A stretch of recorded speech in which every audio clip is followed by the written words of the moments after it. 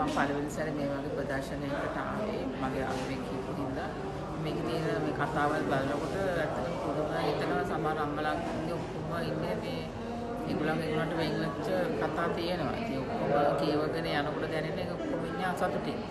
ඒක සමහර ළමයි නැතිලා ඉන්නවා. ඒගොල්ලෝ ළමයි හොයාගන්න බැරුව ඉන්නවා. ඒගොල්ලන්ගේ ඉඩම් අත්පත් කරගෙන ඉඩම් වලින් ඒගොල්ලන් නිදහස හම්බෙලා නැහැ. ඒගොල්ලන්ට කීරක යතුරක් හදාගෙන දැන් ඒගොල්ලන් ඉන්නේ විවේකයෙන් ඉන්න ඕන කාලෙදී ඒගොල්ලෝ තාම ළමයි වෙනුවෙන් තමන්ගේ නැති වෙච්ච දේවල් වලින් තමයි ඒගොල්ලෝ හිත මේ මොන කරගෙන ඉන්නේ කියලා.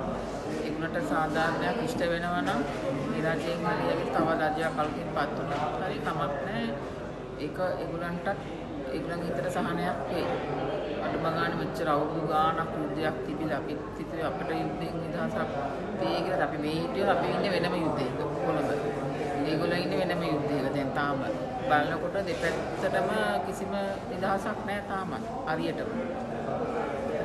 මේගොල්ලන්ට සාධාරණ ඉෂ්ට වෙනවා නම් කොයි රජයෙන් ආවත් හොඳ දෙයක් මම හිතන්නේ ඒකට කවුරුත් අකමැති වෙයි කියලා. ඒගොල්ලන්ට මොනවද ලබා දෙන්නේ. මේකේ මම නොදන්න ගොඩක් දේවල් මම දැනගත්තා. මම දන්නේ නැහැ මේ වගේ කතාවල් තියෙනවා කියලා තාම.